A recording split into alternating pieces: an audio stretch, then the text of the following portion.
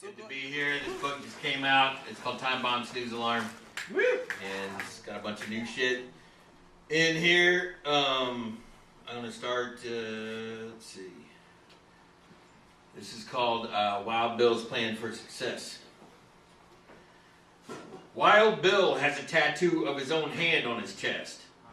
You can tell it's his hand because the hand that is the tattoo has the same tattoos as his hand. Right underneath that it says, "Fuck you, cop." I asked him why he got it. He said, "This way, when I get arrested and my hands are cuffed, I can still flip off the cops."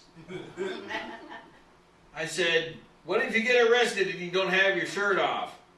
He said, "Bro, if I'm acting out enough to get arrested, I've got my shirt off." Yep.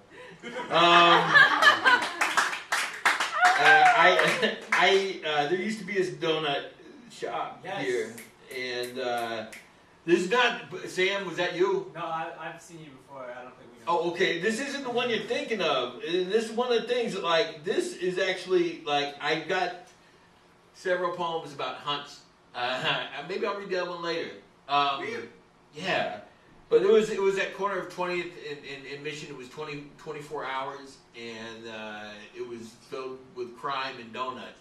And it was weird. There was a big turf war back then, and like that was like neutral territory between the Serenos and the Norteños and everybody else. So I've written a lot about donuts, and this is another one. This is called "Such a Heavenly Way to Die." I had a mouthful of donut coming out of hunts, and I was coming down off acid. This matte black Monte Carlo, stripped of its trim, blowing smoke out of its tailpipe like a bass head on payday, pulled up and I heard "The Queen is Dead," the Smiths album I had to pretend to like when I was in an art major's dorm room trying to make out with her. The car was full of vatos singing a Spanglish version of "There's a Light That Never Goes Out." I nearly lost my shit. I started laughing, and then they all got out. Eyelids so low they had to lean their heads back to look at me. I stopped laughing. What was left of the acid lighting up my fear strobes. Wait, I got a typo. God damn it. Brand new book, there's a typo here. One of them started talking to me. The others went into hunts. I couldn't understand him. Not sure if he was speaking Spanish or English. Both of us fucked up. He wasn't speaking right and I wasn't hearing right. Finally, it became clear. I could hear him say, I said, "Why you got a picture of yourself on your shirt?" He had me there. I looked down and I said, "Dude, that's not me. That's Charles Manson." Back in that time in my life, I did kind of look like Charles Manson. So it was kind of long-haired, crazy kid and fucking running around the Mission. Wearing a Charles Manson shirt. I don't know. I thought that was cool. I was like, yeah, Manson, fuck you. I'm trying to read stuff I haven't read in public. Because this is the new shit show. Just stuff that like someone back there is like cheering the donut poem. That's like there's another donut poem. It's like my favorite poem I've ever done, but I'm trying to like read it. Do it. Batman. Oh yeah, the Batman poem. I will do those. I will do those momentarily. Do what you I want to do some new shit right now because this is the new shit show.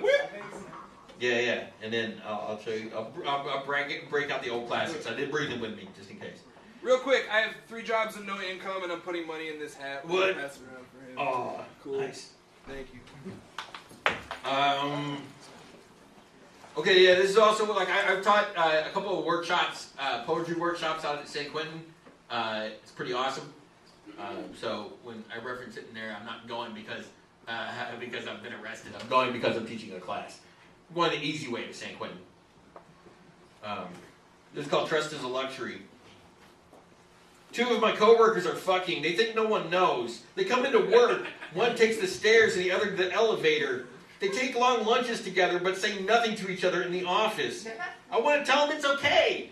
No, I don't care. No one cares. It wasn't too long ago that people used to fuck at work. Fucking off often been just that. You fuck off in the supply closet, or an empty conference room, or in the stairwell that no one uses. Now, fucking off means being on the internet or texting someone from your cell.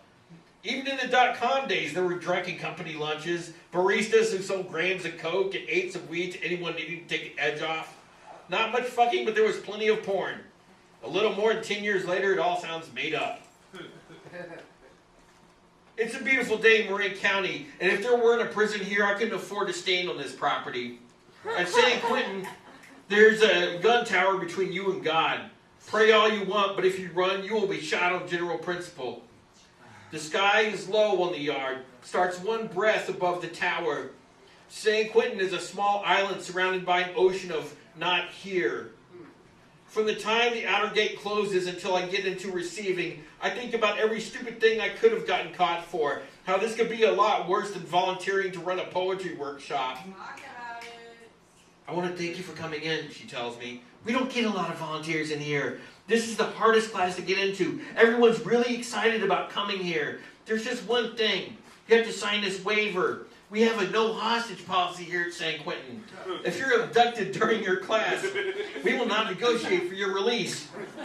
It's just a formality. Oh my God. And I think, no, it's not.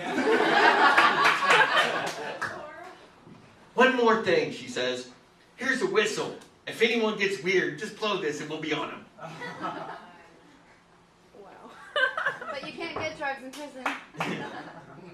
In a big meeting, my boss says, well, that's all water over the dam now.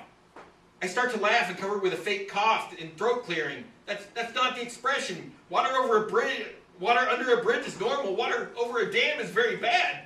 It's a disaster. Everyone's going to die. I know how to do my work, but I don't know how to behave in an office. The only job that ever came naturally to me was working in a bar. Bouncing, bar backing, working the door, it all makes sense to me. I understand how to break up a fight, but not how to participate in a conference call. This job is fine until there are other people around. The boss says, we're not drinking the Kool-Aid on that one. It's a reference to the mass suicide at Jonestown, and he's talking about our corporate policy on office supplies. In the sexual harassment seminar I was required to take, they said I wasn't allowed to say anything that was offensive to anyone else, even if it was on accident. After 45 minutes of explaining it and half an hour of a video, they said, just keep the golden rule in mind, which doesn't apply. If I treated people like I want to be treated, I'll be fired. At San Quentin, they tell me, don't ask anyone what he's in here for. Don't give out your address or your phone number. Don't give anyone any articles of clothing. And if you run on the yard, you will be shot. If something happens, just lie face down on the ground. You know. At work, they put up hand sanitizers everywhere. I think, who the fuck uses this? But people complain that they empty too fast. There's an extra trash can by the bathroom door so people can throw away the paper towel they used to open the door. I have gone to neighborhoods I shouldn't have been in, bought stuff I was pretty sure was drugs, from people I didn't know, and smoked them with a pipe I made from garbage. And I'm fine.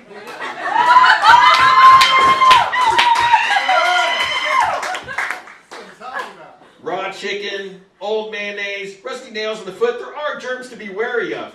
But it's not the germs on the keyboard that are going to take you out. In San Quentin, loose tobacco is currency and trust is the luxury of free men.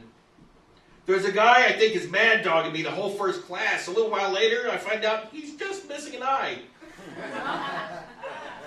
One guy says all he does is sleep, shit, work out, and write poems, and jerk off. And I think, that's what I call Saturday.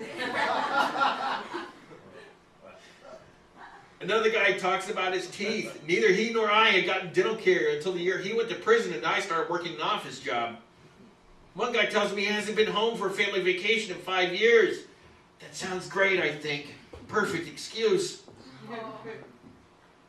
For most of my life, I thought the office job was impossible for me. I thought San Quentin was more likely. I have more friends who have done time than have had corporate jobs. I've heard more stories about cellmates than CEOs. I read the poems to the convicts. They laughed in the right places, got quiet in the right places. They understood what I was saying. I knew how to talk to them. At work, I agonize over an email. I don't want it to be taken the wrong way. I'm afraid of offending people, of sounding snide or sarcastic, or that I don't give a shit, especially when I really don't give a shit. The convicts know what it's like to hurt someone and feel bad about it, that losing a fight heals, but winning one can haunt you. Free and convicted, none of us really gets away with anything. In the 90s, I was temping. Fight Club came out. We were talking about it. I said, how would you ever find that many guys who had never been in a fight before? The room was quiet. I was the only one. It totally ruined my next ecstasy trip. I was into Cat Club. They were playing T-Rex, 70s music, 80s clothes, and 90s drugs. I was almost 30, still figuring out why my life wasn't normal.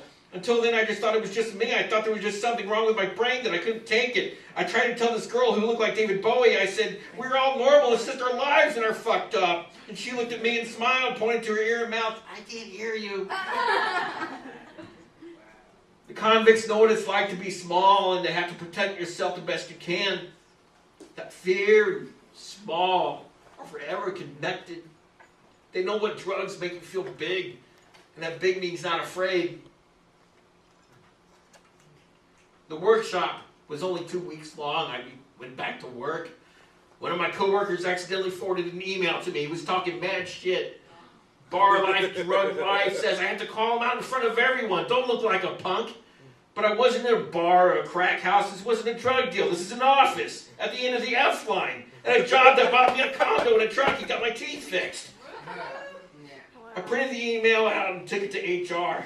Filled out a harassment complaint. There was a bunch of meetings after that. I never felt any better about it. I went home, worked out, wrote a poem, ate, shit, jerked off, and went to sleep. Yeah.